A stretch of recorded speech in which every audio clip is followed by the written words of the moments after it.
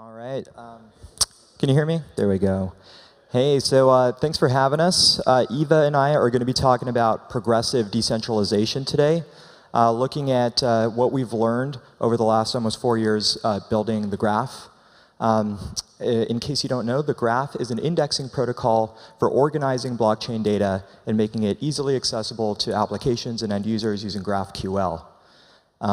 We've accomplished quite a bit, but in a lot of ways, we're still just at the beginning. So why, worry about decentralization? Well, we in crypto are building the foundation for a modern internet-connected civilization. And if we do our job right, the things that we build are going to completely change how all humans cooperate and organize at a global scale, creating a new wave of growth, prosperity, and opportunity, and enfranchising people in systems that truly represent them.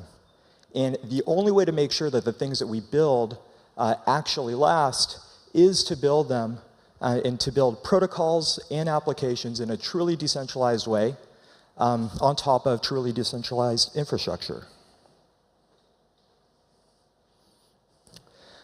So, if you've been around the crypto space for a few years, you've probably seen this type of strategy, right, where you come up with a great idea for a protocol, you design this white paper, it's super Byzantine fault tolerant, has a teeny Gini coefficient, you disappear for a few years and come out with a perfectly decentralized network, right? Obviously not. And, in the early days, it can feel a little bit like this, right? You're like, we are a protocol, right? There's nobody here. But of course, there is somebody there. There's an initial team. And even if you're building a decentralized protocol, I think we should embrace the fact that these things are built by teams. You want to have a team of people with complementary skill sets that work well together, that are committed for the long term. And I think we should embrace that.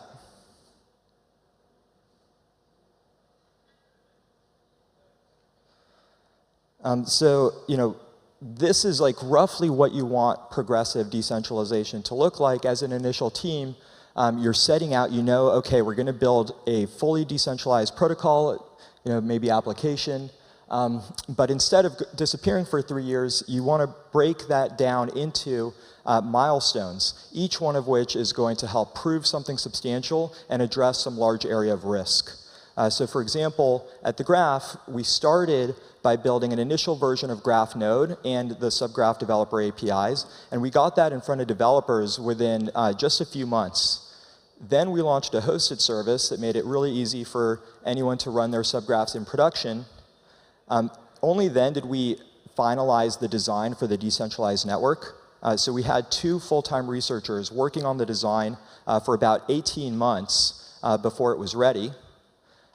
Then we built out all of those network components and we launched a testnet. Then we launched the fully decentralized network.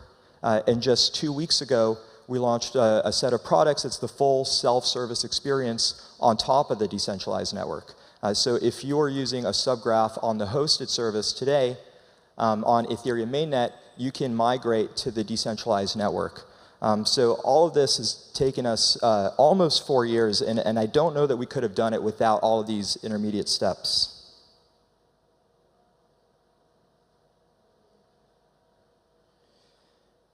So the path to progressive decentralization can be broken down into like roughly these 5 steps. I'm going to cover the first 3, and then I'm going to pass it over to Eva. So every protocol starts with a mission, and you want to be really clear about what the mission is and a set of values for your community. At the Graph, our mission is to organize and serve all of the world's public information in a decentralized way. Then, from the beginning, you want to be thinking about how are you actually going to be able to do this in a fully decentralized way, and start breaking it down into individual components. There might be some things that are harder to do fully decentralized from day one, and that's okay, but you want to be clear about how the system is going to come together And you'll need to make difficult decisions from the beginning, because it's really easy to paint yourself into a corner if you're not careful about this and end up in a situation where you actually will not be able to decentralize later. So an example of this for us is we knew that subgraphs would need to run on a decentralized network of nodes, which means that the computation needs to be deterministic.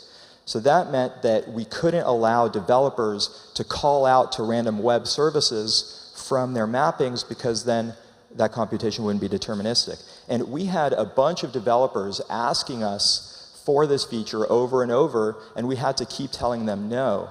And I think making those difficult decisions and really having that commitment to decentralization the whole time is the only way to make sure that you will actually end up in a situation where you can fully decentralize. So you know what your mission is, and the second step is to race to product market fit. So at this point, you want to really focus and scope down to the bare minimum features that you need to put something in front of users. At this stage, you don't want to be thinking about things like growth and marketing. I think there's a lot of pressure early on from folks like investors to hey, what are your growth numbers? And until you have product market fit, it's just too early for that. At this stage, you're really focusing on qualitative things. So you want to make sure that your users identify with the problem. You want to look at what's the friction in getting them up and running with the service. See how their experience is, and these are all really qualitative things, using the service, working closely with a small group of people, iterating, and then looking at, do they stick around, right? And that retention is really, really key. So after they go through this process, are they really happy using the service, and are they so happy that they're telling other people about it? And if you can get even 10 people all the way through this funnel and you can see that it's really working, congrats. You're basically there. You have product market fit. You can go out, grab a beer, celebrate, and it's time to really hit the ground running and fully decentralize. And by the way, that process for us took about a year, and hopefully you can do it a lot faster. Building infrastructure can be hard. So there are different aspects of decentralization. There's the technical aspects that go into your protocol design, and then there's building out a community where you actually have a large number of independent participants that are contributing to the evolution of your protocol. So that's the part that I'm mostly going to focus on here. So you've got product market fit. You want to bootstrap an initial community. This is when you really go out there and evangelize the protocol, right? Writing blog posts, podcasts, getting yourself out there.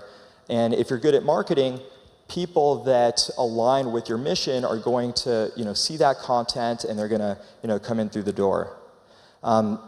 You want to provide really obsessive customer support for these people. Help them be successful. And you want to start building out a set of community leaders that are going to really help build out your community and be these anchor points, distributing power out. And I think this is a really important part of the process and ends up making a really big difference. And you should treat power like a hot potato, right? It's something you want to get rid of as soon as you can. And so you want to really empower and elevate these people, give them opportunities, to speak, to make decisions, and that's how you really, start decentralizing the power out. And if these people are really good, there's probably going to be a draw to also try to hire them. And we're kind of all starved for talent in the space. But it's really important to make sure that you have an active community where people are building their own businesses external to the initial team, and so making that decision is going to help you actually decentralize.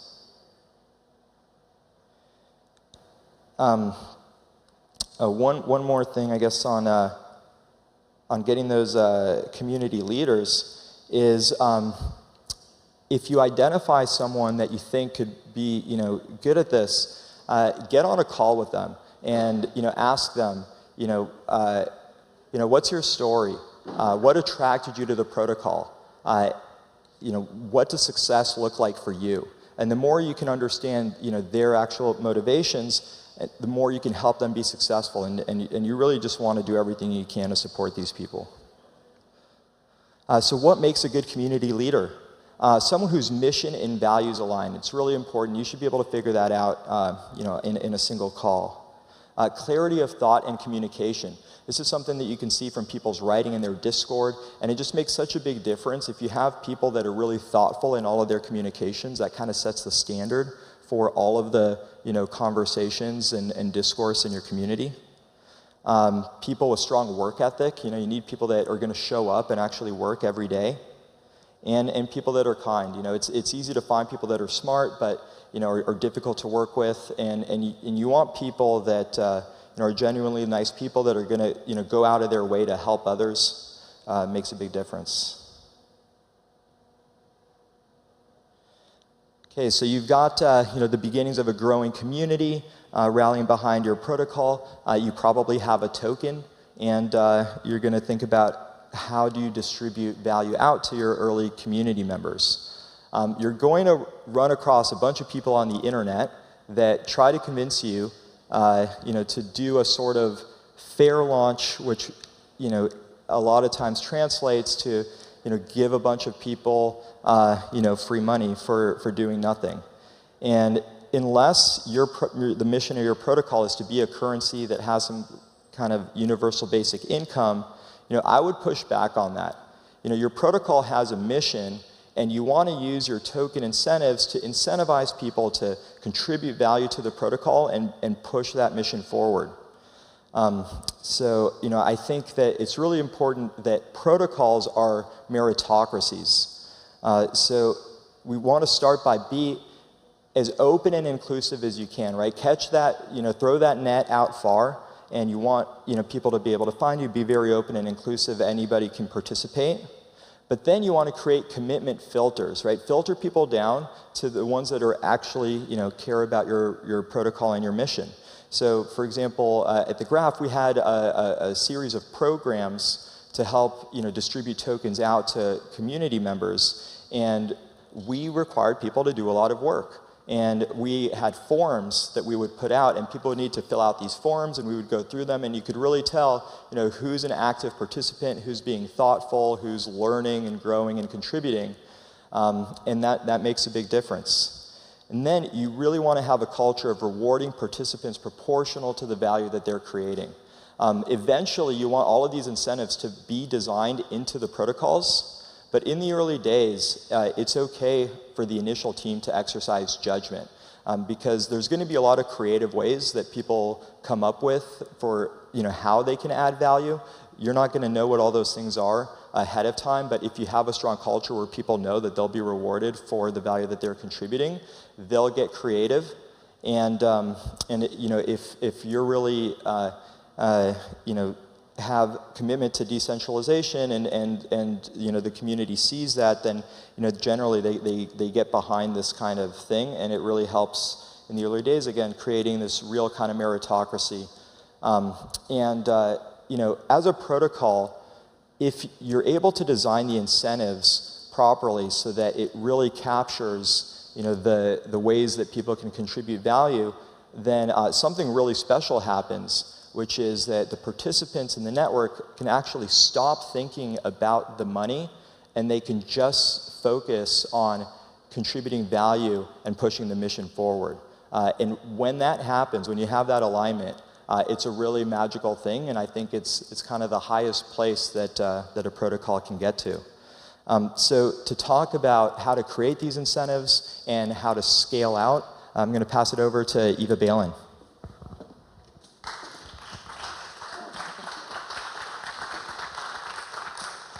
Awesome, thank you, Yaniv. Okay, so creating incentives. As Yaniv mentioned, we had several programs to incentivize our community members, and we had a testnet and a curator program, both of which were incentivized, that started over 6 months before our network launched. And so what that allowed us to do was have a lot of knowledge sharing and people starting to actually develop the expertise that now, a year later, they are experts sharing that knowledge and recruiting new indexers, new curators to our network.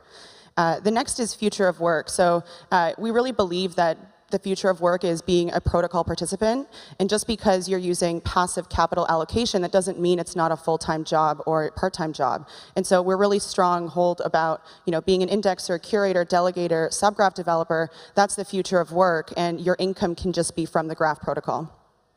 The next one is knowledge and ownership incentives. So intrinsic incentives are the best way to motivate people. And what we realized very quickly is when you're building a protocol over a company, everyone wants to have a stake in making that protocol and contributing. And so giving people that ownership and allowing them to grow that knowledge to then be an expert in your protocol, it really decentralizes away from the initial team. Like Yaniv mentioned, empowering the community, so allowing them to figure out which grants, RFPs, which types of features are most interesting to them, and creating that funnel of feedback with the either original team or the core developers. And lastly, cultural alignment. So making sure that the people you're bringing into your community truly are positive for your network and your mission and aren't just there to stir things up. So within the graph, we have 4 key players. We have an indexer. This is who runs the graph node, heavy DevOps experience, very technical. Then you have a curator who can be semi-technical, but ultimately you just need to understand in general what is happening in the DApp ecosystem. So a curator will stake on subgraphs. Subgraphs are the open APIs that your favorite dApps use today. And so for you to know which subgraphs are most high quality, you really just need to understand the DApp ecosystem. So for example, the Uniswap subgraph, Uniswap has a lot of users.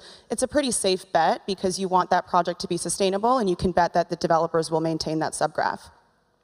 The delegator role is the least technical, so really you're just staking on an indexer, so that way you can contribute to the security of the protocol without actually running the hardware yourself. And they actually earn a portion of the query fees that indexers earn as well. And each indexer can set their own delegation parameters, so that's how they compete for the delegator's capital, is actually what kind of features are they offering. And the average cut is around 10% that delegators earn from the indexer cut. And the last role is a consumer. So traditionally, this would be a dApp, basically the one that's paying the query fees. But long-term, this could be end users. If we're able to start having gateways at the client side for a user at their mobile phone, website, or desktop, whatever it might be. But at the moment, we expect dApps to be subsidizing those query fees, similar to dApps paying for AWS or other cloud services.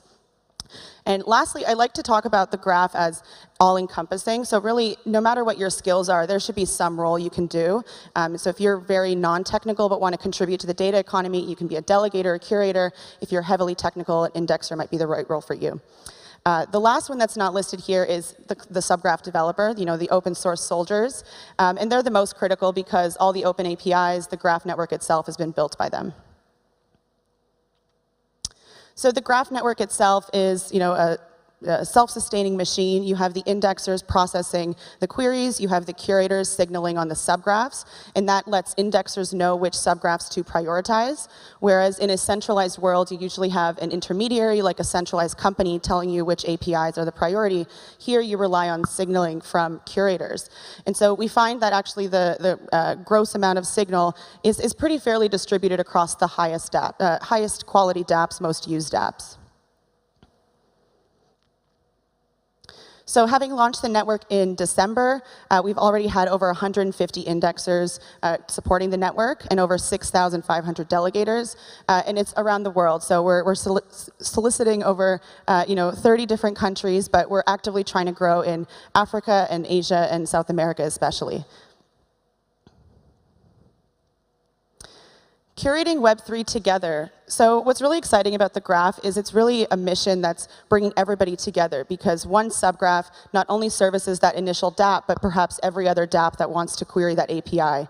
So I really encourage everyone to consider the graph's mission as a united mission, because we wouldn't be here without the dApps, and the dApps wouldn't be here without the graph.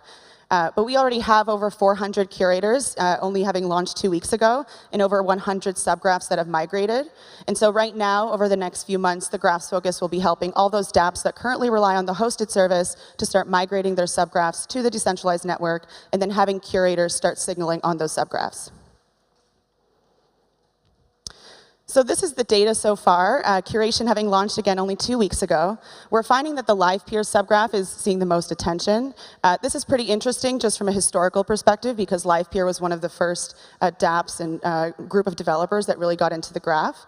But the other trend here is a lot of DeFi. So most of the apps here are DeFi. And also just understanding how opinionated people might be on the dApps that they want to support long term. So when you curate on a subgraph, you actually incur a tax. And that's to disincentivize you from either being scammy or signaling on a subgraph you actually don't want to support. And so to me, this shows that our community has a lot of support for Curve and Pool Together and really wants to see those projects succeed long term. In looking at query fees, we actually see that UMA and Open are leading the way, and this signifies that those subgraphs are receiving the most usage. So query fees would be the query revenue that is earned from processing those queries for those subgraphs, and so that would be any applications that are using the UMA, Open subgraph, are contributing to this value. And so in the last month, we've seen over 100,000 GRT in query fees, which is really exciting, and excited to see how that grows as we get more migration from the hosted service. And this is a fun graph just to see the comparison in trends. So you can see UMA leading in fees, but not leading in signal. What kind of implications can we come from that? And then on the other end, you have Rye and Curve that have a lot more signal, but not as many query fees yet. The Rye subgraph specifically, I believe, had a breaking change, and maybe that's why. But other interesting, observations is just the similarity across the board. So you actually have quite a bit of consistency, with Dodo, Pool Together, Enzyme, Mstable, signifying that there's pretty even distribution around usage and also confidence. So when we think about scaling out, as I mentioned, subgraph migration, so helping the dApp teams that we know and love migrate to the decentralized network. This is also beneficial for you as a user. So if the dApp is relying currently on the hosted service, you won't have to experience any more downtime if you migrate to the decentralized network. We also want to start expanding the pie. So we have a lot of subgraphs and dApps that are built on the same types of protocols or around the same ideas, but we need to start growing the pie outside of the use cases we know today, similar to what Vitalik was saying earlier. We want to start expanding the community more, so we'll be launching an advocate program, and also being more effective in building in public. So this idea of protocols over companies, and how do you start involving more people in the decisions around the protocol. And lastly, we're going to go gung-ho on Decentralized Governance 2.0. So you guys might have heard we did a grant to Streaming Fast for $60 million over several years. And the purpose of this grant was the Streaming Fast team has significant expertise in streaming data, improving indexing performance. And so they'll be focusing on improving that for the graph node. We're also looking to invite anyone else who's interested in working on the core developer protocol or operations, whatever it might be related to core development. We're actively improving those processes. Second, we're going to be expanding the grants program to be more decentralized. So look out for more info on what that kind of grant style might look like. Third, we're expanding what the definition of a council might be. So right now we have 10 folks on the Graph Council representing all the 5 different stakeholder groups. And this is sort of to enable that decentralization while having representation. But we'll slowly start to expand that and see how can we involve more stakeholders and just widen the pie of decision making. Lastly, a self-sustaining protocol. We are hoping that because we have such a wide community of skills and different expertise, we can have people starting to teach each other instead of the initial team. And so we're already starting to see this with over 3 organizations that are dedicated full-time to either indexing support, subgraph development, whatever it might be, and really allowing them to start sustaining the protocol without the core team. And lastly, the trend of decentralized subgraph governance is really interesting, and we're starting to see that prevail. A few subgraphs like AirSwap and MakerDAO, those communities are already migrating fully to a DAO. So any decision made about their tooling or their middleware is already in a decentralized process. And we expect that as subgraphs surpass just being for one protocol, maybe a DeFi subgraph, we'll see a lot more decentralized governance of that. And what does decentralized governance of DeFi data for the world look like? And so we expect to see a lot more iteration there, either DAOs, multi-sigs, maybe more bonding curves. Awesome. Thank you so much for having us, and we hope you join the movement, and please let us know if you have any questions.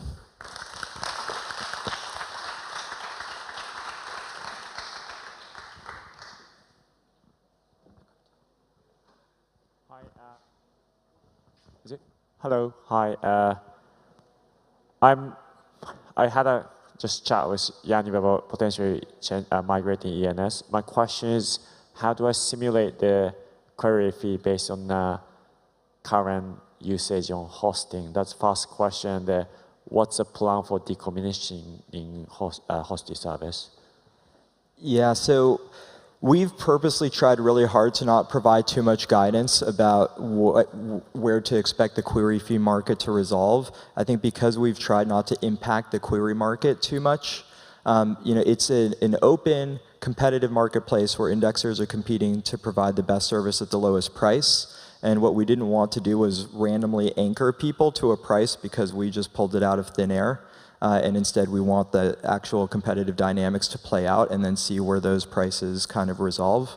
So I totally recognize that it makes it harder to plan because we don't know exactly what the numbers look like. Now, we are starting to get data back, but I don't know how much indexers have been fully optimizing their cost models. And so I feel like things could easily change by a factor of 10, when you're at this stage of early days in establishing a brand new market.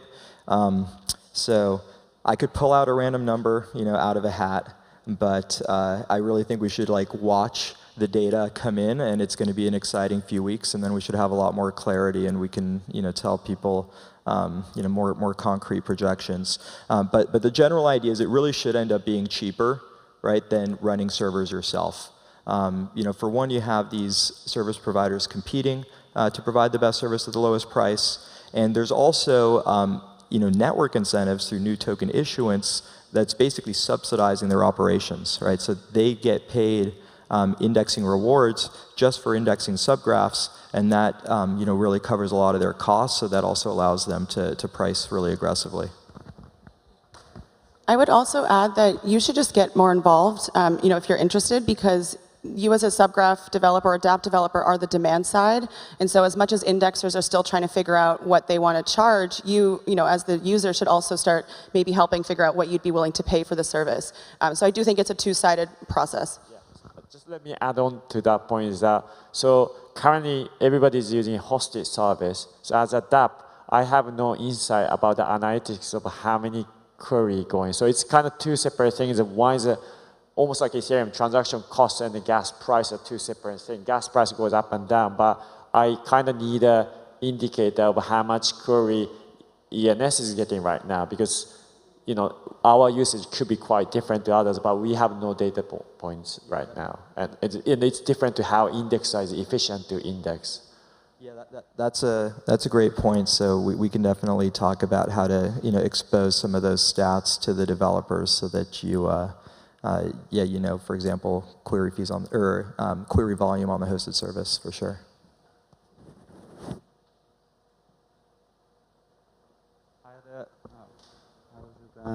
Does it work? Oh. I had a question about privacy, because I read on Twitter that Rodkey had a problem since the next update you needed to pay individually for queries. And my question is, how do you guys see that work around the privacy issues? So in this version of the graph network, there's a set of gateways that are geographically distributed that when you run a query, it gets routed to the nearest gateway, and then from there to a nearby indexer. And that's to allow the dApp developers to pay the queries. So from a privacy perspective, that works somewhat similarly to any other sort of web service. So for example, people that use the hosted service, of course that traffic goes to the hosted service servers. Ultimately, I think in Web3, users are going to want to express preferences around which service providers they use, and so they'll be able to configure those types of things where they can say, hey, I only want to use these types of indexers, or I don't want to use those. In the case of something like a Rodkey, which I guess is meant to be like a local first application, Graph node itself is open source. Anybody can run their own indexer themselves. So if they want to do that for whatever application, they have that option. But in general, it just would be impractical for every person to run the entire web, on their machine, right? And so you always need to outsource to some external service providers. And so when you have a decentralized network, the users can choose which service providers they use for what.